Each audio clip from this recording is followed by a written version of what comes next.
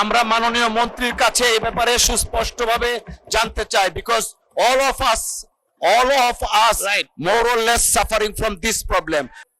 খুলনা বরিশাল দেশের প্রত্যন্ত এলাকা থেকে, এবং একজন ফ্যাসিস্টের লোক যখন ইজিপ্টে অংশগ্রহণ করে সে সহজে কাজটা পেয়ে যায়, কারণ তার ফাইল খুব স্ট্রং, তার প্রোফাইল স্ট্রং, কারণ ফ্যাসিস্টের আমলে সে অনেক কাজ করেছে। কিন্তু অন্যান্য কন্ট্রাক্টর যারা আমাদের দলের অথবা ফ্যাসিস্টের পরে এই যে আমাদের যেটা বলি এই সরকার আমলে আমরা যারা এসেছি বা আমাদের অভিজ্ঞতা সম্পন্ন প্রকৌশলী বা ইঞ্জিনিয়ার বা কোম্পানি যে যারা আছে তারা কিন্তু তাদের সাথে পারে না।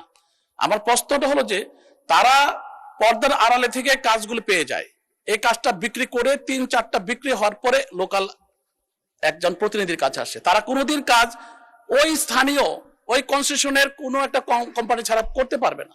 কিন্তু তারা কার কাছে যাচ্ছে? স্থানীয় সে অযোগ্য লোকদের কাছে যাচ্ছে, স্থানীয় কোনো কোম্পানির কাছে যাচ্ছে না, কারণ তারা গোপনে থেকে কাজগুলো বারবার বিক্রি করছে। এই যে হাত বদল হয়ে যাচ্ছে, তাতে দাম কমে, তাতে তাদের টাকা কমে, অ্যামাউন্ট কমে যাচ্ছে বলে ওই লোকটা কিন্তু যখন লোকালি পাচ্ছে কাজটা, সে কিন্তু যে কোনো ভাবে তাকে লাভ করতে হবে বিধায় সে নিম্নমানের মালামাল কিনে সে কাজ করছে। আমি তার প্রত্যক্ষ সাক্ষী, আমার এলাকায় 29টা মাননীয় সদস্য, আপনি যা বলছেন অ্যাবসলিউটলি রাইট। দয়া করে কোশ্চেনটা করেন, আমরা মাননীয় মন্ত্রীর কাছে এই ব্যাপারে সুস্পষ্টভাবে জানতে চাই, because all of us Right. more or less suffering from this problem. আপনি কোশ্চেনটা করেন, মাননীয় মন্ত্রী জবাব দিবেন। আমার প্রশ্নটা হলো, আমরা যদি আমার জেলার ভিতরে কন্ট্রাক্টরের কাছে নিয়ে আসি আমি তাকে ধরতে পারবো, পাশাপাশি ফেসিস্টটা যাতে না আসতে পারে সেই জন্য উনি কি ব্যবস্থা করবেন এই কন্ট্রাক্ট প্রসিডিউরের মধ্যে? ধন্যবাদ মাননীয় সদস্য।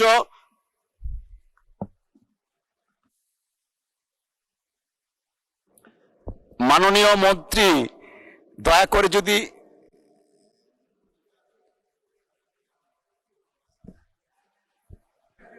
মাননীয় মন্ত্রী। জি ধন্যবাদ। এই বিষয়গুলো আমরা অবগত আছি এবং আমরা ইতিমধ্যে মাননীয় প্রধানমন্ত্রীর সঙ্গে আলাপ করেছি, অর্থমন্ত্রীর সঙ্গে আলাপ করেছি। আমরা এই আইনটার কিভাবে রিভিউ করে এটা সঠিক লোকেরা যেন পায় সেটা আমরা বিবেচনা করব। ধন্যবাদ। ধন্যবাদ মাননীয় মন্ত্রী। It is indeed time to reform. Thank you.